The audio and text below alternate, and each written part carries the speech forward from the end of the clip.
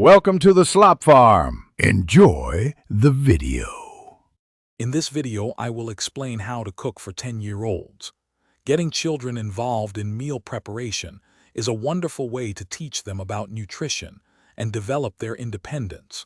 Start with simple, safe tasks that allow them to contribute meaningfully, fostering a sense of accomplishment. Remember to maintain a relaxed and encouraging atmosphere, making the kitchen a fun and educational space for everyone. This shared activity creates lasting positive memories for your family. 10-year-olds often enjoy familiar flavors, so consider making dishes like homemade pizza with a variety of toppings, letting them choose their favorites.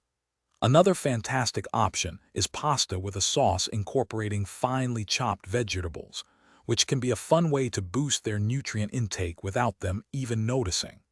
Mini meatloaves or build-your-own tacos also offer an engaging, interactive meal experience. Aim for dishes that are colorful and texturally interesting to hold their attention. Introduce fundamental cooking techniques through safe and simple steps. Teach them how to measure dry and liquid ingredients precisely using a set of measuring cups and spoons, emphasizing accuracy. You can also show them how to crack eggs without getting shells into the mixture, or how to stir ingredients together thoroughly.